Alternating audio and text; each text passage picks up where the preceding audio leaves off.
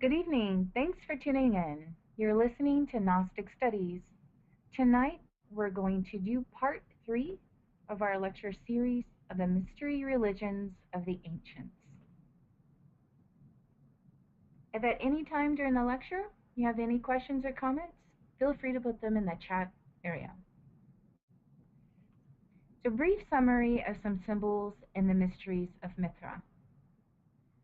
Before we go any further, let's do a brief summary of the cult to Mithra or Mithras. There was a series of tests that a candidate had to pass through, some of which are explained here. There are 12 tests, according to the known passage of the commentator Elias of Crete upon the third prayer of St. Gregory of Nazianzus, and according to the testimony of two other commentators of this prayer, Nonus and Nicetas. These tests take 80 days.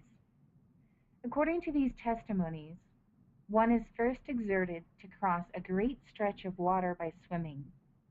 Then one is precipitated into fire, and from which one is only pulled out with pain. One had to pass a certain amount of time in the desert, suffering hunger and thirst, enduring finally the harshness of cold, the tiring experiences of running, and the lashings of the whip. Here are already 8 of those rough and painful tests, and by examining them, the monuments of the temples dedicated to Mithras, we will not have any trouble finding others in order to complete the number of these works of Mithra, and the number of which brings one back, according to all appearances, like those of the 12 labors of Hercules, to the journey of the sun through the 12 signs of the zodiac. Their doctrine can be summarized as Mithras is born from a rock. He's depicted in his temples hunting down and slaying a bull in the Tauroctony. He then meets with the sun, who kneels to him. The two then shake hands and dine on bull parts, the banquet of the sun. Being born from the rock is related to the rock or the stone of the philosophers, the cubic stone or angular stone, which we've just studied. We have already studied in the previous class that the symbol of the earth is the bull. Therefore, the symbolism of slaying the bull means to kill the earth, or to complete dominion of matter. Mithras then meets the sun, who, as we've mentioned in the previous class, is the local central fire of our solar system. When the sun kneels before him, it means that he's dominated a certain aspect of the fire. By shaking the hands and dining on bull parts, it means that they've dominated the earth, the physical world, matter. There is a picture in the Mythraic temples of a naked, lion-headed human figure, or Leontocephaly. He's entwined by a serpent, or 2 serpents, like a caduceus, with a snake's head often resting on the lion's head. He's usually represented having 4 wings, 2 keys, sometimes a single key, and a scepter in his hand. Sometimes the figure is standing on a globe inscribed with a diagonal cross. In the figure shown here, the 4 wings carry the symbols of the 4 seasons, and a thunderbolt is engraved on the breast. The base of the statue are the hammer and tongs of Vulcan, as well as the rooster and the wand of Mercury. The serpent is related to another symbol of the ancient mysteries, which we also see in the Bible, the tempting serpent of Eden, who caused the fall of Adam and Eve, as well as the bronze serpent which healed the Israelites in the desert. Note, the Nehushtan in the Hebrew Bible was a sacred object in the form of a snake of bronze upon a pole. The priestly source of the Torah says that Moses used a fiery serpent to cure the Israelites from snake bites. And that was Numbers chapter 21, verse 4 through 9. The four wings correspond to the four elements. The keys correspond to the esoteric keys of the mysteries. And the scepter is the staff of the patriarchs that corresponds to the spinal column. But the most relevant symbol for us is the lion head, because, as we've seen in the previous class, the lion corresponds to fire, symbolizing that this person has succeeded in converting the earth, or bull, or physical matter, into the fire, or lion, or spiritual substance. In the following, we have some pictures here with Mithras slaying the bull, the snake or serpent around the wand, more of Mithras slaying the bull. The serpent is seen here.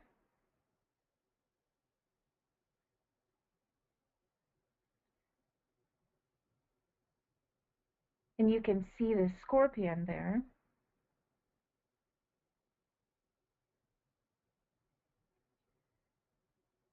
The alchemical symbolism of the ancient mysteries. The ancient Hermetic philosophers said that the universal substance takes three forms and three modes in exteriorizing itself. First, active and moving form, the sulfur. Second is the passive and mobile form, the mercury. Third, balanced and mixed form, the salts. For the modes of the universal substance, this is what they call the four elements. They're analogous to oxygen, hydrogen, nitrogen, and carbon.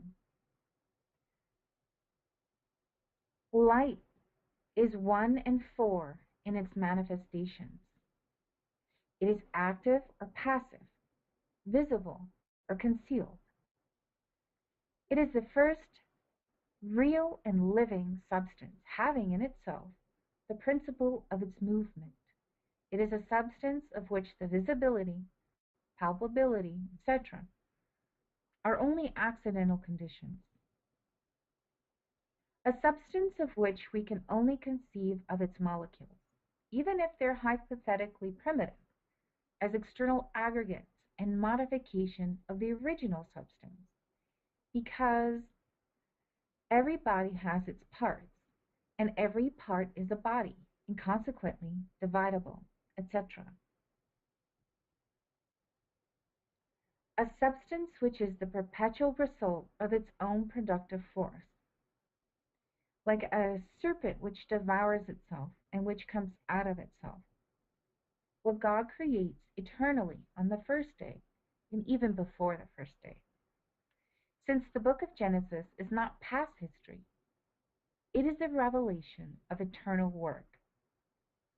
The light exists because God wills that it to be, and all things begin and end in it. God is the reason of being for the light. The light is the exterior manifestation of the eternal verb of God. The light is pregnant in understanding, and it gives birth to reason because it is fecundated by the Spirit. The universal light is the astral light in the stars. It is a vital light, or magnetic light, in the beings which produce the stars.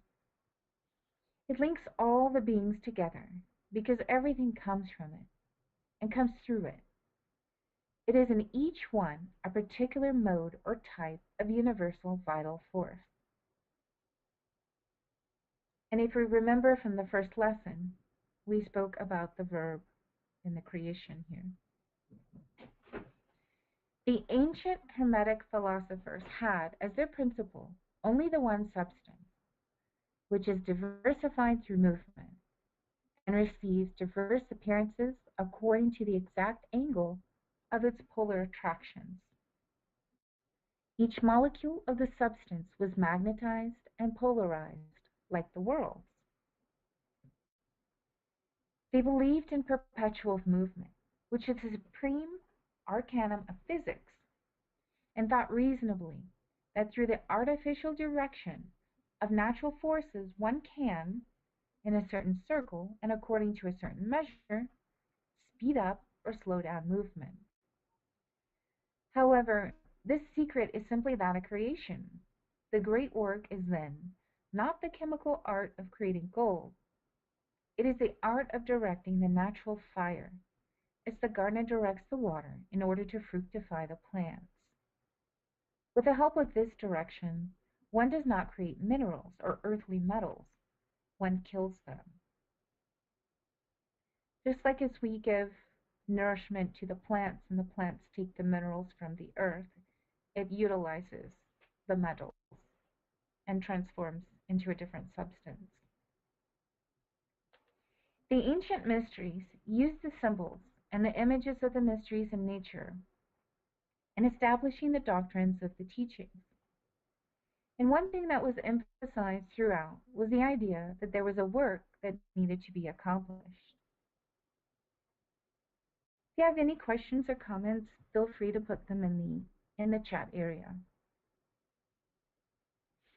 The purpose of initiation.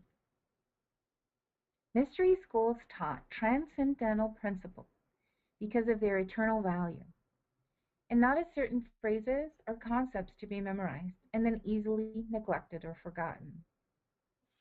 In the ancient mysteries, life presented itself to the candidate as a problem to be solved. The solution to this problem constituted all genuine initiation, and at every step or degree, the problem expanded. As the vision of the candidate enlarged in relation to the problems and meaning of life, the candidate's powers of apprehension and assimilation also increased proportionately. The lower degrees of initiation concern the ordinary affairs of life. A knowledge of the laws of nature and nature's processes of movement or change, and the association of this knowledge to the candidate's physical body and the surrounding world. When the candidate had learned these principles and adjusted his or her life to the application, then the candidate was passed on to the following degrees. Here, the candidate learned the nature of the soul and the process of its development, and was shown the exercises for the unfolding of the superior faculties of the soul. If the candidate was found capable of grasping these principles and kept the vow or oath in the previous degrees, then the candidate discovered the progressive development within him or herself of senses and faculties pertaining to the superior dimensions of the universe. But the candidate's progress would be instantly arrested, and the teachers would refuse all further instruction if he or she was found negligent of the ordinary duties of life, the duty to their family, to their neighbors, or to their country. One must be in balance and not neglect the physical world just because one is studying the superior worlds. Initiation is your life itself. It is profoundly internal and profoundly individual. Those who resolve to lay the heavy cross of initiation upon their shoulders will find themselves persecuted and even hated by those spiritualist brethren who live talking daily about initiation. In this day and age, the Masonic Lodge grants its degrees based on money and social status. Many people sell initiations. Many people are bestowed with initiations. All of this is exploitation and black magic. Authentic degrees and authentic white initiations are received in the consciousness. These initiatic ceremonies are performed within the superior worlds. They are intimate experiences of the consciousness. They must not be revealed nor spoken about. No one can grant initiations to anyone. Initiation is attained through life itself. In this day and age, everybody wants to be a master. We say that there is only one master, the internal Christ of every human being who comes to the world. Only He is the Master.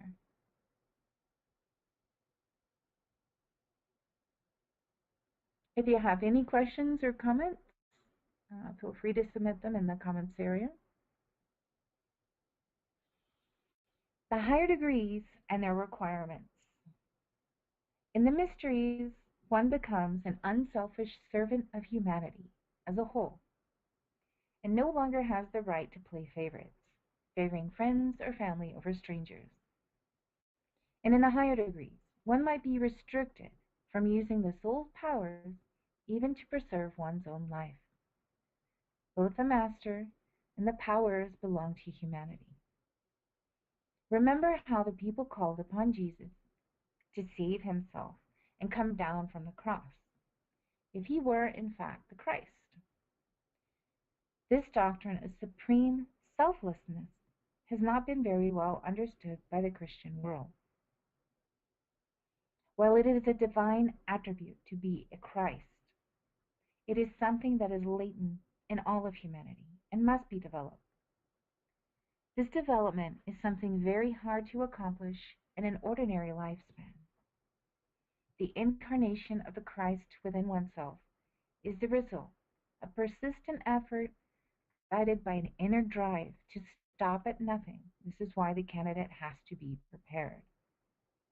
The Messiah, or cosmic Christ, is idealized and worshipped in all religions, but under different names and appearances corresponding to the culture and the time period.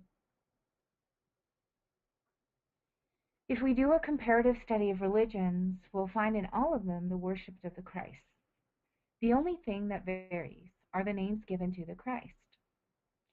Jesus has the same attributes as Zeus, Apollo, Krishna, Quetzalcoatl, Lao Tzu, Fuxi, Buddha, etc.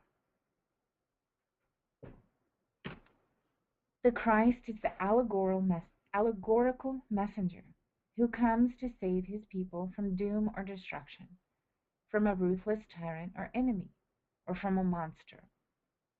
But he must sacrifice himself in order to accomplish this. It is only in the esoteric side of religion, in the mystery schools, where we learn the process of development necessary for the incarnation of the Christ. And this is what all the symbols of all the religions are ultimately trying to teach us.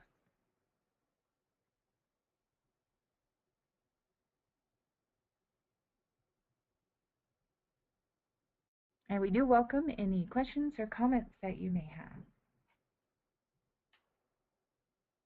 Moving on to ancient Christianity. It should be kept in mind that in the ancient mysteries and in all of the great religions, there was always an exoteric or public portion given out to the world, to the uninitiated, and an esoteric or private portion reserved for the initiate. The private, secret, or esoteric knowledge was revealed by degrees, according to the candidate's demonstrated ability to receive, conceal, and rightly use the knowledge imparted. Few professed Christians are aware that such was also the case with Christianity during the first 2 or 3 centuries of the Christian era. St. Augustine, in the years 354 to 430, an important figure in the development of Western Christianity, said that what we now call Christianity already existed centuries before the birth of Christ. For what is now called the Christian religion existed even among the ancients and was not lacking from the beginning of the human race until Christ came in the flesh. From that time, true religion, which had already existed, began to be called Christian. For this reason I said, in our times, this is the Christian religion, not because it did not exist in former times, but because it had received this name in later times. In John 1:14 it is said, "And the Word, Logos, was made flesh, and dwelt among us." In the early days of Christianity, There was an initiation like those of the pagans. Persons were admitted on special conditions only. To arrive at a complete knowledge of the Christian doctrine, they had to pass 3 degrees of instruction. The initiates were consequently divided into 3 classes. The first were the auditors, the second were the catechumens, the third were the faithful. In the grand mysteries of that religion, the incarnation, nativity, passion, and resurrection of Christ, none were initiated but the faithful. These doctrines and the celebration of the holy sacraments, particularly the Eucharist, the bread and the wine, were kept in profound secrecy.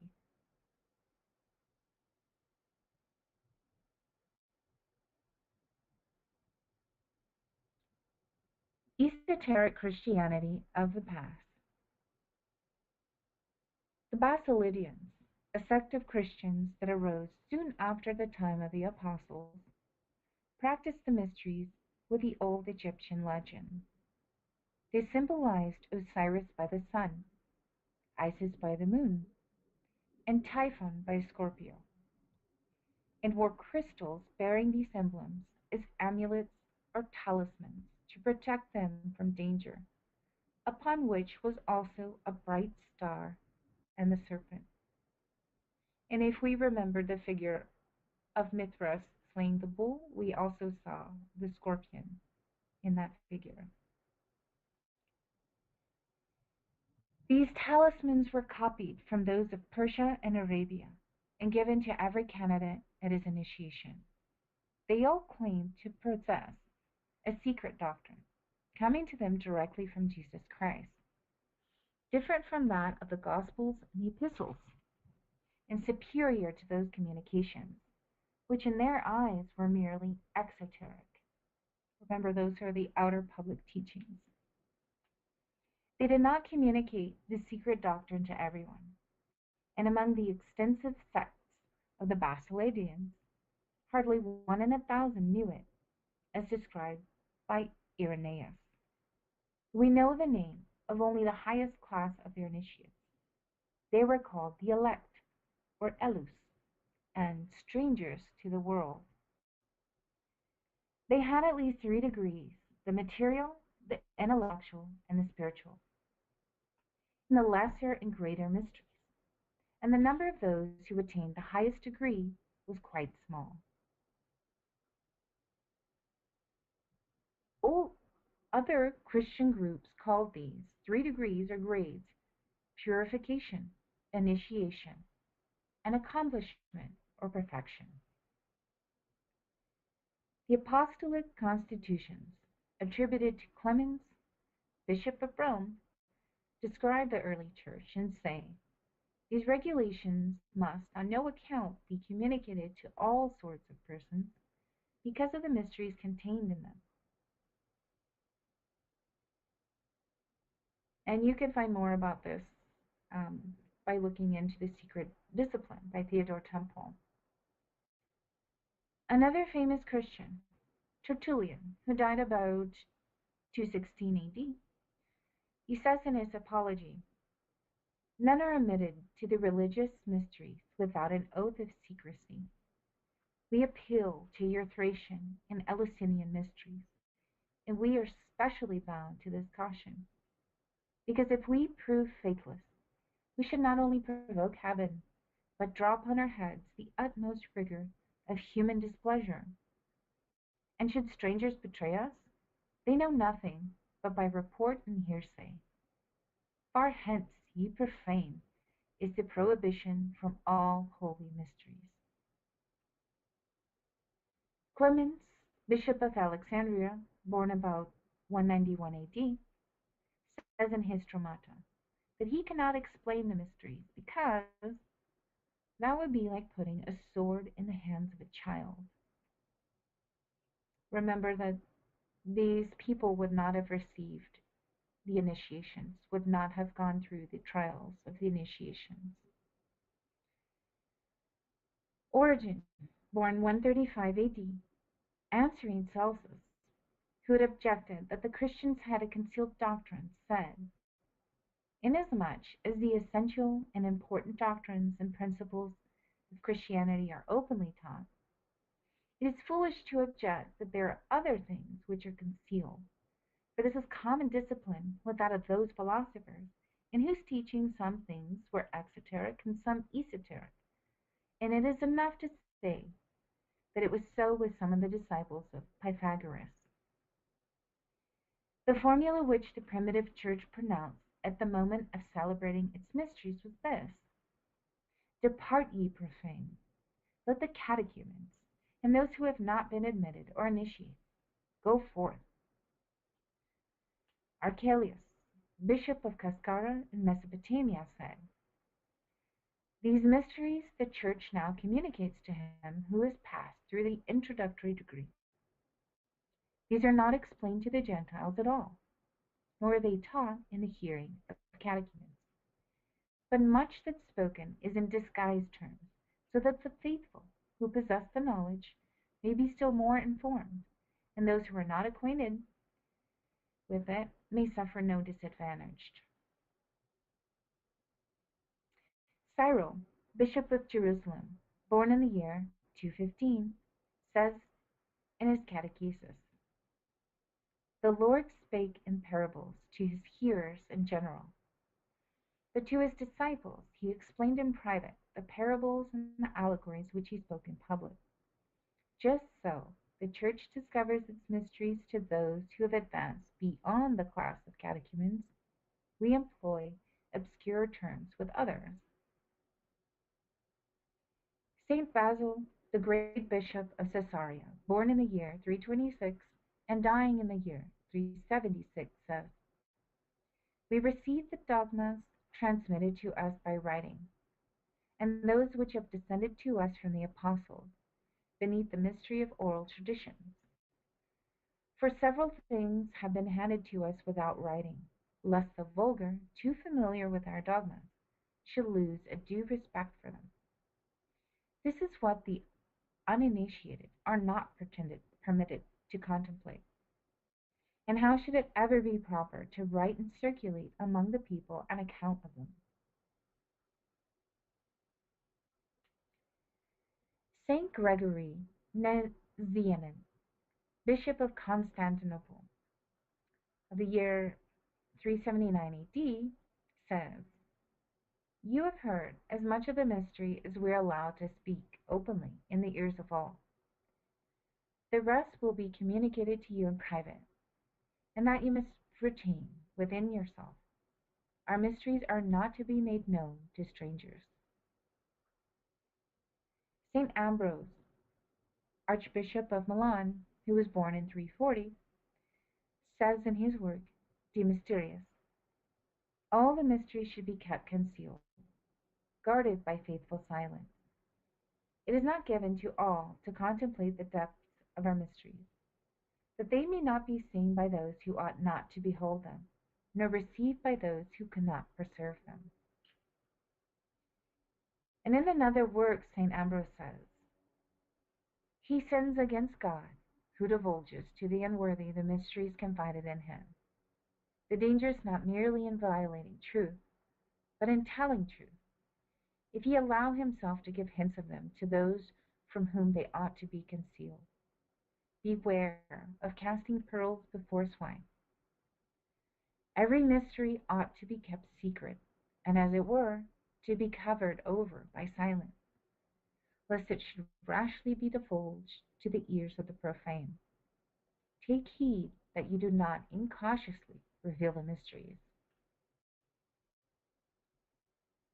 St. Augustine, bishop of Hippo, says in one of his discourses, "Having dismissed the catechumens, we've retained you only to be our hearers, because, besides those things which belong to all Christians in common, we're now to discourse to you of sublime mysteries, which none are qualified to hear but those who, by the Master's favor, are made partakers of them.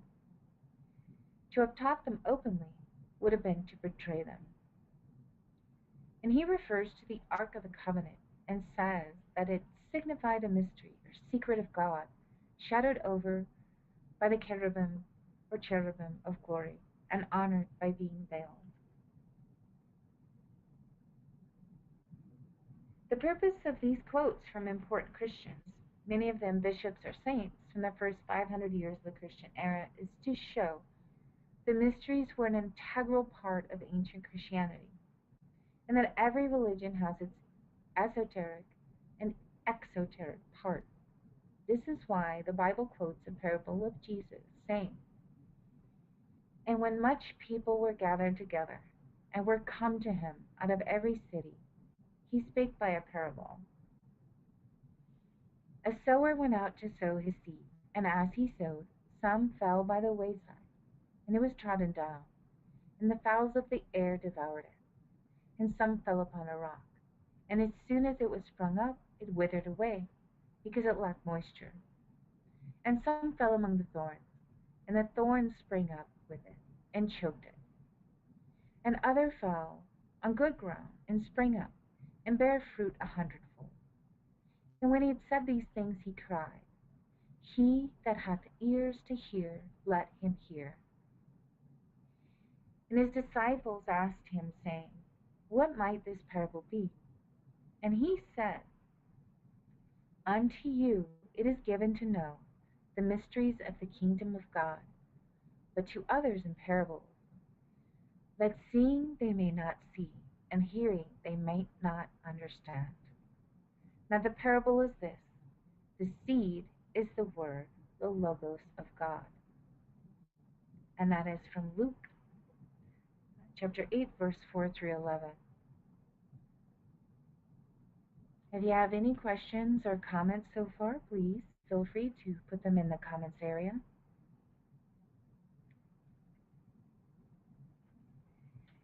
The Christic doctrine of esoteric Christianity.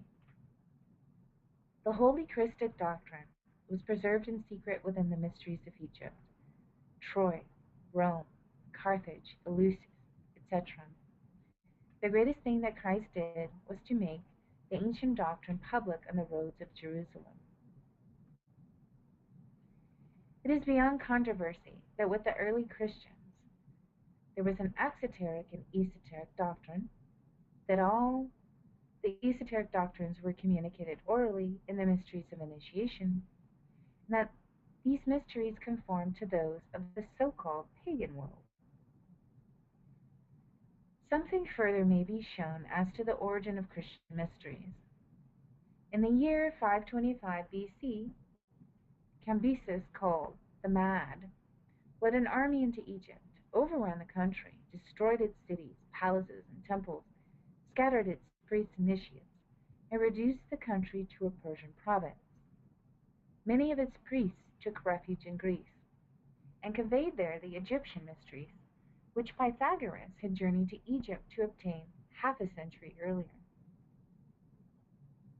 In the time of Plato, a century later, these mysteries were flourishing, and from them Plato learned his sublime philosophy.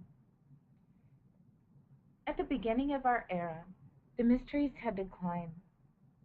There remained, however, the Gnostics, the Essenes, and the Therapeutae of Alexandria, and the Christian mysteries were undoubtedly present in these sects. Jesus of Nazareth and the Council of Nicaea. As we mentioned in the first class, there's only one great religion, and that is the truth. The truth wants to know itself in each human being. Jesus of Nazareth is a living embodiment of the truth. Jesus incarnated the truth. Jesus was not the first one who incarnated the truth, nor shall he be the last. The Hierophant, Jesus, has the same attributes of Zeus, Jupiter, Apollo, Krishna, Quetzalcoatl, and like them, he had his immaculate conception in the womb of a virgin. Mythology says that Jesus was born on the 25th of December, the birthday of the god Mithra, in the town of Bethlehem, a town that did not exist in those times. The name Bethlehem is derived from the word Bel or Belim, the sun god of the Babylonians and Germans. The name Bethlehem indicates the cosmic Christ, the sun god, and the solar logos. The entire life of Jesus, Jesus, Zeus, and Jupiter, is similar to the life of Krishna in India, to that of other Christified beings of the world. This is why the gospel of Jesus is similar to that of Krishna. There are no differences in hierarchy in the cosmic Christ. We are all one in the world of the truth.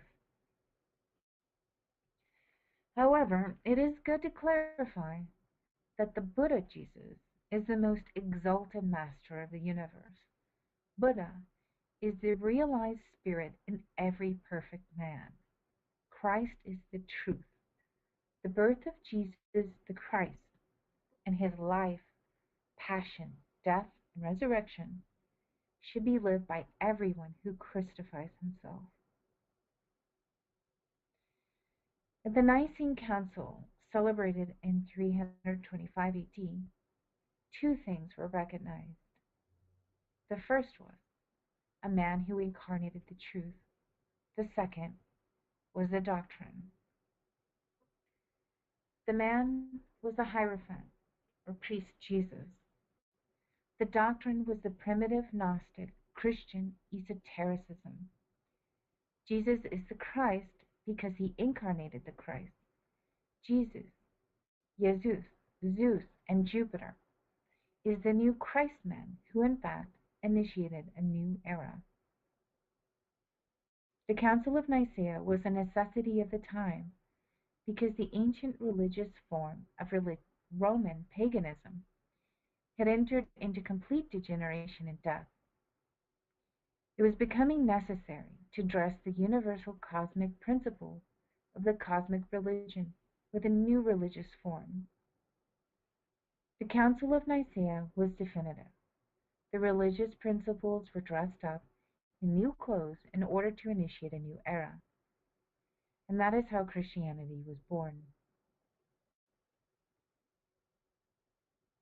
After the First Council of Nicaea in 325 AD, less and less was heard of the earlier doctrines. And with the burning of the great library of Alexandria, Catholic supremacy in the Dark Ages obliterated the records of ancient wisdom in Western Europe. For a movie about the burning of Library of Alexandria and the life of Hypatia, see Agora. So different groups emerged to offer those sincere seekers access to the mysteries, such as the Templars, the Alchemists, the Rosicrucians, the Masons, etc. While in other parts of the world, other messengers and religious forms emerged or continued in order to give the people spiritual guidance and to provide those sincere seekers access to the esoteric teachings.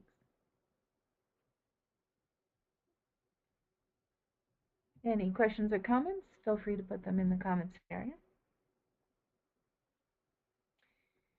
The cult to fire. The religious form of paganism degenerated and died, but its principles continued in Christianity. During the latter times of paganism, people laughed at the priests. That is the end of every religious form. When the multitudes do not respect a religious form, it disappears. The god Christus, Christ, comes from very ancient cults to the god of fire. The interlaced P and the X represent P for pyre and the X for the cross. This is the hieroglyph to produce the fire. That cult reappeared with the famous Council of Nicaea. It is necessary to produce the fire, to work with the sacred fire, in order to achieve Christification. Remember the X or chain of gold from the doctrine of Hermes in the previous class? But this cult of fire is not a superficial worship of fire, but has a deeper meaning, which must be understood in the light of the teachings of the ancient mysteries. The sacred fire, chain of gold, is explained by Gnostic Rosicrucianism. Now let's look again at the Hermetic chain of gold that was mentioned in connection with the Egyptian mysteries in the previous class, and how this solar transformation, the light fire, is explained by Arnold Krumheller in the Christian mysteries. The soul of all matter is light. In the beginning, life brought about the genesis of matter. Life was created from itself. Life is the light that blooms from the same vital fire that separates it into its particles. But as these particles were already light in their formation, and life at the same time, and had their origin in the first cause, it is a consequence then that the light in itself is God. What is our life in itself? This has not yet been defined. One could say that a personal life is a constituent part of the universal life, and that this manifests itself through light and heat. Although at first it is the light that flows from a spiritual sun. From that light or spiritual sun, everything, the entire creation, is made.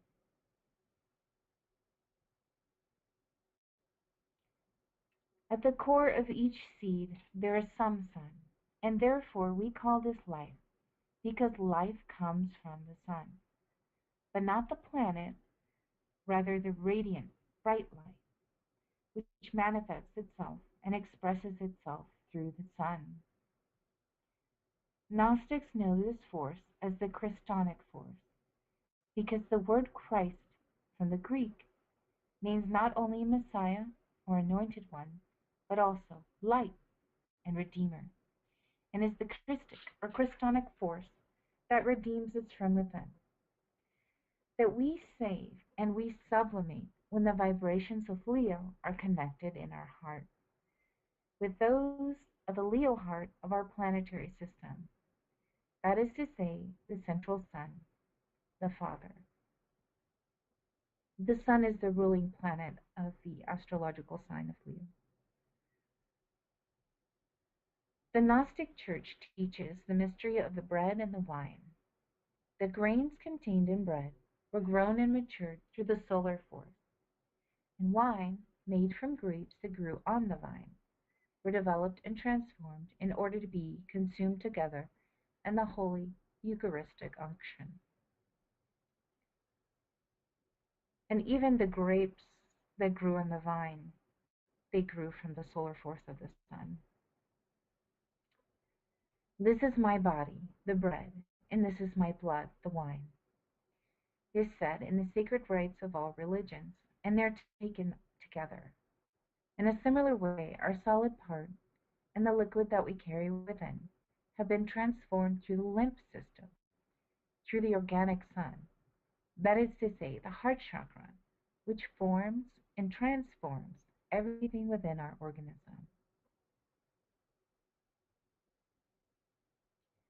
The central sun or fire of our human organism is the heart. And so Krumheller says, consciously then, the disciples should approach this moment by looking for initiation within oneself, because it is the sun within ourselves that offers this to us. In conclusion, the philosophy of the ancient mysteries that we can see in different forms throughout the world was one of overcoming or dominating nature, including so-called human nature, which is symbolized as the control of the fire by the ancients. And this is done by appealing to the transcendental laws of the universe and by emphasizing the transformative power of self-sacrifice. Next week, we're going to talk about Freemasonry as a more recent mystery school, and we'll talk about its legends and symbolism. And thank you all. If you have any questions or comments, feel free to put those in the comments area.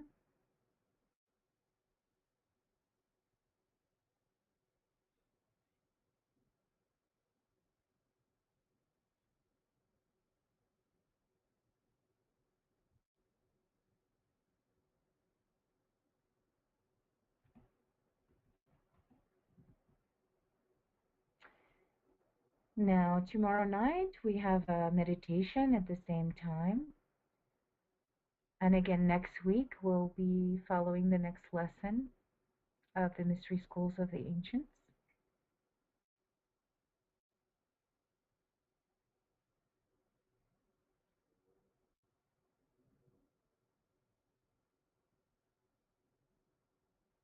Again, I thank you all for tuning in.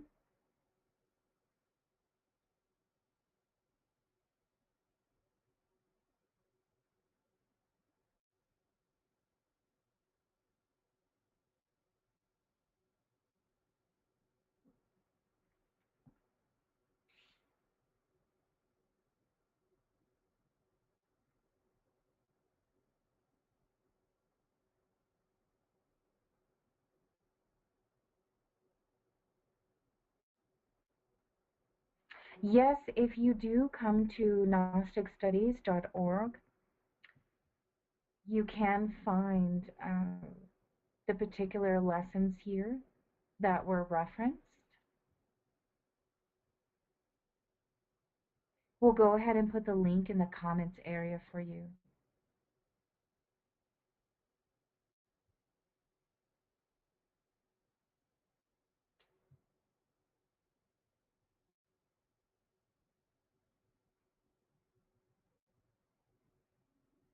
Again, thank you all for joining. We look forward to seeing you next week for part 4. You're very welcome.